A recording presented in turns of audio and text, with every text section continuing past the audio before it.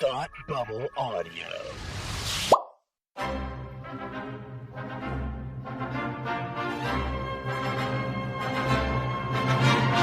Look, up in the sky! You will never find the more wretched hive of scum and villainy. Welcome to Beer with Geeks with Tim and Frank. Who are you? I'm Batman. I am Iron Man. Your friendly neighborhood Spider-Man. Hi, Christopher. I'm Nero. My name is Inigo Montoya. You're a wizard, Harry. A couple of guys with a couple of beers and a whole lot of pop culture nostalgia. Make it so, number one. Ladies and gentlemen, the Beatles. Name the dog in the animal. Life finds a way. I am serious. And don't call me Shirley. Now sit back and crack open a cold one, because it's time for Beer with Geeks. It comes in paints? Shaken, not stirred. Great Scott! I was way off. I knew it started with an S, though. Hi, and welcome to Beer with Geeks, where two geeks geek out with beer. I'm Tim, and with me, as always, is a very jolly man, Frank. How are you today? I'm feeling jolly, thank you very much. How are you? I'm doing just fine. I feel like I should have saved that for around Christmas time, jolly, holly jolly. If you want to reuse it, I won't tell.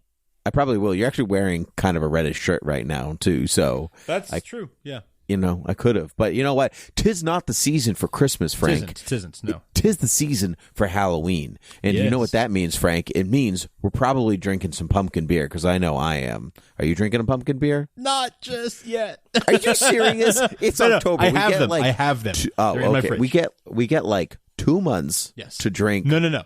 Pumpkin beer. Okay, let me. At this very moment, this is not a pumpkin beer. I have had my first pumpkin beer of the season. I have not held back. No, that I believe. Yeah, that I believe. I just don't happen to have one with me right this very moment. I understand. Well, I am drinking a Shipyard Pumpkin, and I'm probably going to drink a Shipyard Pumpkin for the next 3 to 4 to 5 episodes, because it's October, and I'm a creature of habit around October. That's what I've got in my fridge as well, so we'll both be drinking those for a little bit, I think. It's the best one. There are a lot of companies that make pumpkin, but Shipyard is one of, if not the best. My favorite is, and always will be, and it's hard to find, Southern Tier Pumpkin. They make a good one. Yeah, You're right. Yeah, that's to me that's the tops. But I love Pumpkinhead. It is a go-to. Like I said, it's what I got in my fridge right now. But today I am drinking a Victory Brewing Golden Monkey Belgian style triple. Oh, those are good. I've had that from you, I imagine. I think I had it at your house. Could be. Yeah, that very well could be. I like these a lot. And I've got there's a little shop here in my town that does the sort of build your own 6-pack thing. So I've really been. Is it a quiet village? Little town. It's a quiet village. We are not going to talk about that, unfortunately. We've already talked about that one. We have a few times. I think. Yeah. We had at least one episode that was dedicated to it. Yeah, well, I think we talked about the live action Beauty and the Beast sure. Yeah, as we well. did that too. Yes, we did. Mm-hmm. Yeah. Mm-hmm. Yeah, indeed we did. But Frank, we're here to talk about our expectations for things, I think, really more than anything, right? Expectations, Because there is nothing like a good movie trailer to get you hyped, or a television trailer to get you hyped about your expectations and about what's coming down the pipeline. Sometimes it's better than the movie, honestly. Actually, a lot of times it's better than the movie. It really can be, yeah. Sometimes it's because the best parts of the movie are in the trailer anyway. So true. So true. So there are a couple of things that I'd like to hit on and talk about. Some we don't have to talk about them evenly, I think. But there is the Captain Marvel trailer. Yes. That appeared. I'd like to talk about that. I'd love to talk about Titans before it launches. There was a new trailer released recently that was like on Netflix, because they're releasing it on Netflix overseas because they get all the good stuff over there. That's what CBS did with Star Trek Discovery too. We have to pay extra because we're privileged Americans or whatever, but they could just have Netflix and watch it. It's dumb. Anyway, that's my rant for this evening. I would like to do a brief hall pass mention at Fantastic Beasts: Crimes of Grindelwald. Okay. And I want to say I'm missing something. Oh, Daredevil, the Daredevil Netflix trailer. Sure. Okay. came out, and I wouldn't mind talking about all that. So let's go in reverse, Frank. Let's talk about Daredevil first. Ooh, How's that? I like your style. All right. You know why? Because I'm going to forget about the ones I mentioned last, but I'll remember the first two. So Daredevil season 3 trailer. What's your favorite Netflix show? For Marvel? Is it for Marvel? Yeah, sorry, not all of Netflix. That's my bad. Jessica Jones. Jessica Jones is your favorite? Yeah, it is. Did you like the second season more or less? Not quite as much, to be honest. Yeah.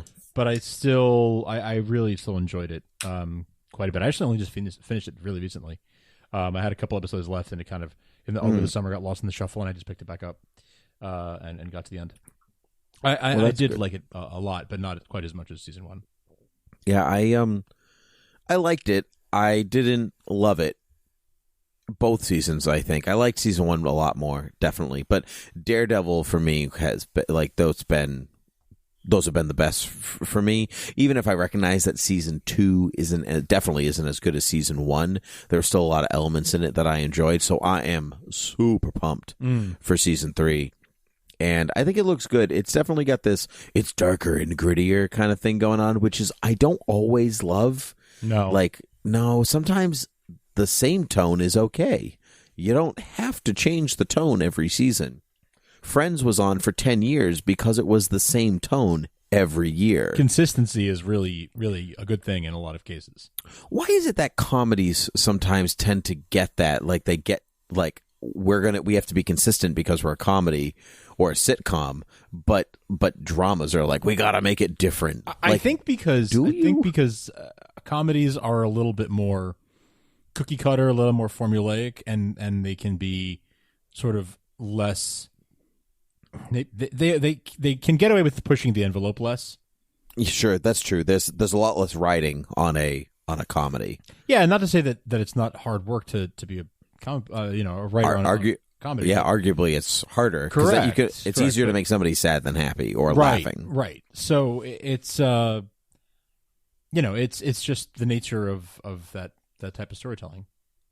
Yeah, that's interesting. So anyway, that season 3 trailer. What are you most pumped about Daredevil season 3?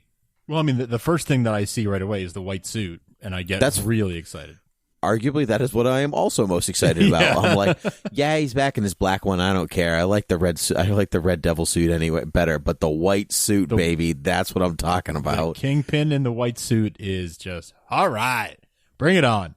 Mm-hmm. It is sometimes the little things that make comic book fans the happiest. Like that him in a white suit will mean almost nothing to a regular viewer, but to us, I'm like, that's basically his costume. He wears white. That's exactly. But even without seeing the show, I love the contrast of Daredevil in black and the Kingpin in white. And he I feel like Fisk is going to ascend to some place while Matt Murdock is only going to fall, but they should be in reverse because it's they've switched the hero and villain dynamic. Right. I already feel that's where they're going. I completely agree. Yeah, and I'm there for that. I'm so there for that. I'm also there, Frank, for Fantastic Beasts: The Crimes of Grindelwald. Did you see the first Fantastic Beasts film? I did not. It's pretty boring, Frank. I won't lie to you. It does not have. I think there are these different levels. Nothing can touch the Harry Potter books. They have all the wit and charm. It's all there. And then the films are, to me, they're fine. They're okay. I don't love them. They're not the books. They're a great Spark Notes version that is more interested in propelling the plot towards the end of the film than character relationships or a good laugh every now and then. Mm-hmm. Like the film Harry Potter universe is not a fun place to live, but even by all the deaths in book 7, you'd still want to be in the Wizarding universe. That's kind of the difference. Fantastic Beasts doesn't really have the charm of the original Harry Potter stories. I'm not really sure what its intention was, and it definitely didn't nail it. Some of it's cute, some of it's fun, and some of it is harrowing, but not really all together. Now, however, go ahead. Is this an adaptation of No. the book of the same name? No. So, no. So, Fantastic Beasts and Where to Find Them is a textbook in the Harry Potter universe written by a man named Newt Scamander. And many a decade ago, like a decade and a half ago, perhaps, maybe two now, something like that. J.K. wrote I guess a very small version of that textbook for charity. She wrote Quidditch Through the Ages and then Fantastic Beasts and Where to Find Them. So the title comes from that textbook because the book is, quote unquote, written by Newt Scamander, and he is the protagonist of or at least one of the protagonists of the series. Okay. So you're following his adventures. That's where it comes from. It's not great branding, honestly, because the series, even by the second film, was going off in a different direction. But the first book is basically him kind of writing the text. The first movie is basically him writing the textbook. Okay. And the films, as opposed to being adapted from J.K.'s work, she is writing them herself. So that I did know. Yeah. She is telling the story she wants to tell. This second film looks much more interesting than the first one. It's kind of what I wanted the first one to be. I was like, you're living in this world of Grindelwald and young Dumbledore and all that, and I want to see that. That's the stuff I want to see, and I think it looks good. Doesn't look fun, but it looks good. That's where I am on those things. Speaking of things that don't really look fun, but they look good, the Titans trailer, this DC Universe. Yeah. I mean, you say things because I've said things. I can say things. Yeah, so we've got the DC streaming service launched a few weeks ago, and we've both had a chance to poke around with it, and it's actually, I like it quite a bit. I do too. Yeah. I think it's easy enough. It's easy enough to navigate. They have, especially the television film aspect, they have a good chunk of content on there. Stuff that I own a lot of DC media content, and there's stuff in there that I've never seen, never mind own, and so I'm happy to kind of dive into some of that stuff I've only heard about when I was a kid and dreamed of watching one day. For me, there's a good amount of that. There's stuff that I probably never would have gotten around to buying, but now I can watch because it's there. So looking at you, Superman 3. No, I've bought that many times. I hate to say it. I have owned that film in several different media. I mean, in my defense, it always came in box sets with the other films. Defense noted. But yeah, exactly. It's like grumble. I own it 3 times. But it is 3 times too many. But I'm excited for Titans. I think I'm excited for what I think Titans will eventually do. I don't know how excited I am for what the trailer is showing us, to be perfectly honest. Yeah, it definitely looks like it's showing us a lot of the first, I'd say, 2 to 3 episodes. And it looks like it's showing us the first 2 or 3 episodes that I'll be like, once you get past the first 2 or 3 episodes, it gets really good. That is absolutely also what I think. This latest trailer that came out had a really heavy focus on Dick's inner turmoil in his relationship with Bruce, and we saw Wayne Manor, and we saw a actor stand in for Bruce Wayne far away in the distance. You don't know who he is, kind of thing. And I like all of that. I actually think that the mansion they're using, it looks like a CG enhanced Luthor Mansion or X Mansion or Queen Mansion, the same one they use in Vancouver all the time. The front looks like that, but it looks like they did some digital recreation on it. Not positive. Anyway, I don't love. There are certain characters that work in a dark and gloomy setting. Others don't. However, every trailer since the first one, pretty much even this one, seems to be moving away from that. It's a TVMA Titans, and it's really more like it's an adult Titans. It's not meant for children, but you certainly can have a good time while watching it. And I'm more there for that. Yeah. I'm on board for that. I'm excited for the show in general. I do think it's going to be a little bit of getting through a little bit of setup to get to where I'll be excited. Yeah, I agree. Although sometimes it's tough for comic book fans because you already know a lot of the setup. That's true too. Yeah, and so we're kind of like we need to get through the first hour of the movie when they're trying to figure out how to be a hero because we already know they become a hero. Right. We already know that process. We already know Uncle Ben dies. I don't need to see it again, right? So movies or shows that figure out a way to sidestep that, I'm on board for, but I don't think you can't do that with a character like Robin, right? Mm-hmm. Because people know that there's a Robin. They definitely don't know that there's been multiple Robins. They might not even be able to tell you the first Robin's name is Dick Grayson. Like we're past that point. Robin is just Robin. Yeah, I think you're right. So I'm interested in what they have to say. This new trailer is interesting. So it takes place in Detroit, which I think is interesting. Mm-hmm. I thought it was Gotham, but Dick Grayson's really like, smell you, Gotham. I'm out of here. I'm gonna go be with the cars and stuff. So we'll see. I'm cautiously optimistic. I still think that the Robin costume looks amazing, and God help me, the Hawk and Dove costumes also look good. You know, some things I never thought I'd say out loud. Right? Yeah, I know. The costumes look great. The costumes are arguably one of the best things about the look of the show. At least the superhero costumes, the civilian attire, I'm less inclined to enjoy. Fair distinction. That's what I'm talking about. Yeah.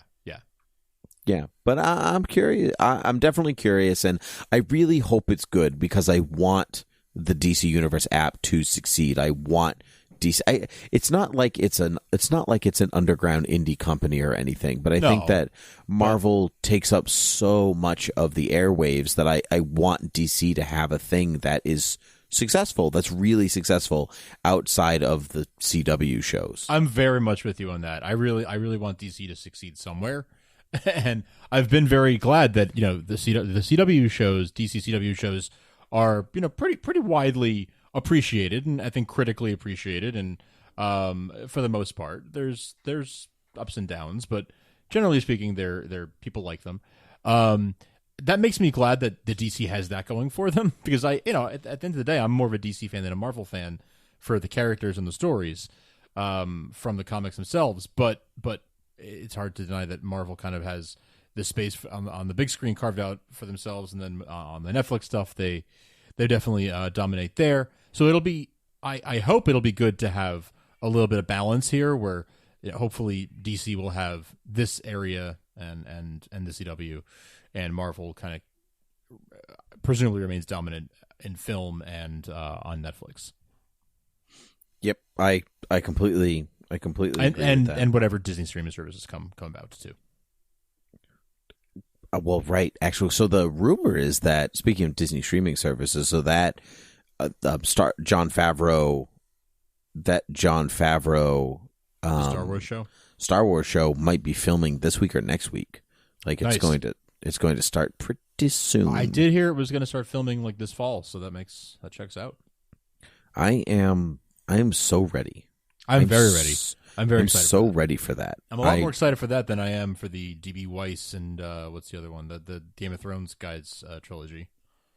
Oh, sure. Benioff. Yeah.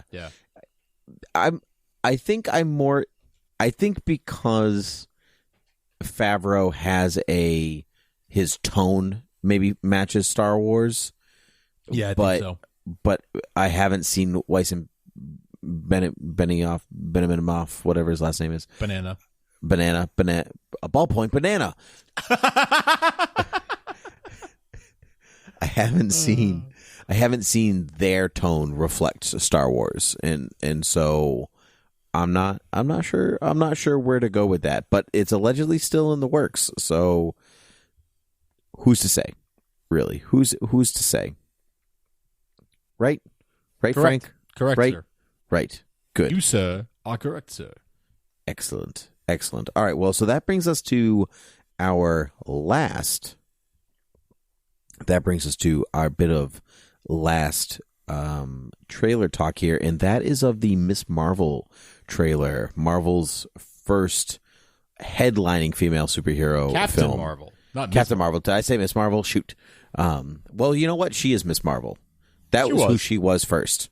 She was Miss Marvel. Though, so disclaimer, I don't know tons about Carol Danvers. Yeah. Whew. There's Cara Danvers, there's Carol Danvers. I was say, wow, you're really... You're not kidding. Yeah. I'm actually very excited for this. I don't know much about the character either. I've never really read a whole lot of the character. So I'm actually really excited. This is kind of how I felt before the first Guardians movie or a few other sort of Ant-Man even. Like, I've never really read a story featuring Ant-Man. I've never read a Miss Marvel story. Like, there's a bunch that I haven't, and on the Marvel side, because again, DC guy. But I'm excited for this, like you wouldn't believe, because it looks incredibly fun. First and foremost, they've laid the breadcrumbs now in the universe, so I'm just itching for it. Yep, I am too. There are a couple of things that really stand out to me in this trailer. One, it looks like they're going for almost like a Batman Begins style of origin telling, where it's not necessarily linear, so you don't feel like you have to wait an hour and a half for something to happen. Right. Just put on the Captain Marvel costume. Like, you don't have to wait for that moment, which I appreciate. And it could be a bit of an air of mystery in it. So Carol Danvers is a half human, half Kree. And we've been introduced to the Kree before because Ronan the Accuser from Guardians of the Galaxy is a Kree who is also in this film because the movie takes place in the 90s. Right. Blockbuster employee, fun fact. So Blockbuster rebranded themselves in the late 90s, mid to late 90s. And so it was no longer Blockbuster Video, it was Blockbuster. I see. They dropped the video, and the sign in the trailer says Blockbuster Video. So you're looking at a 94, 90, probably looking at a 94, 95. Look at you. Captain Marvel right here. That's former Blockbuster employee knowledge right there, just dropping that. Look at that. I love that. You can really peg it there. Now, there you go. What happens if they get that wrong, right? What if they say, like, it's 1998, da-da-da-da, and you're like, no, the word video wouldn't be there. And then you'll sound just like me, like, when I watch Daredevil, and I'm like, why is Hell's Kitchen in frickin' Queens? It's a great question. Yeah. I would say that Blockbuster was a franchise store, so sometimes maybe that franchise just didn't get around changing that sign because that owner didn't feel like it. Yes. That's how I'll explain that away, and then cry inside afterwards. So, what else is exciting in this trailer? So Ronan the Accuser being back, I'm excited for, because I liked Lee Pace's kind of take on the character in Guardians, and I wanted to see more and almost have him be treated a little bit more seriously. So I hope we get to kind of see that in. Did you think he wasn't treated seriously? You think a dance-off wasn't serious? I don't think that dance-off was serious, Frank. I don't think that was a way to kind of tell him about the dance-off to save the universe. So I'd like to see that. I am looking for Digimon Hinzu's character's back. I don't know his name, but that character in Guardians that he plays, he's in this as well. Actually, so that bit in the trailer where she's kind of walking with all the Star Force, Star Fleet, Star something group that she's with. They're all in the green outfits. She's basically surrounded by Kree soldiers. They're all wearing the green Marvel uniforms. Yes, Captain Marvel. Sorry. So all of those characters are actually Captain Marvel villains. Oh, that's cool. Or Miss Marvel villains. So I like to see where that kind of leads. There's a rumor that Jude Law, because they're not saying who he is, so he's either Marvel, the original Captain Marvel. Yep. But he could also, I can't remember the character's name, but he could also be the dude that gives her her powers in the first place. Oh, I see. Yeah, I'm not sure about that. But I love Jude Law, so I'm excited about that. I am pumped for Skrulls. Yes. That is potentially like universe altering. Like that could be with the whole, like they could do a whole phase of films around the Skrulls. Yep, absolutely. Well, I mean, if this film ends where you see that one of the characters that you know and love is not actually the character that you know and love, that's crazy. That changes everything. It almost feels like they need to build up to that, though, and do the whole invasion thing. Maybe, but I mean, like, if you see one that's not the same, then you don't know who else isn't the same. Right, and, yeah. But we don't know the outcome of Infinity War Part 2. Right. But still, that could be, I mean, that's just to think about that, that could be like, you thought the whole Hail Hydra thing was crazy. Buckle up, it could get even crazier. That's true, because that's basically what this is on a galactic scale. On a galactic scale. Mm-hmm. That's a great parallel. I would not have thought of that on my own, Frank. That's great. This is why we have conversations. This is why we talk about these things. Mm-hmm. I'm pumped about that. I am jazzed about de-aging for the whole film. Oh yeah, I think it looks great so far. Like Samuel L. Jackson, I think looks just unbelievably realistic.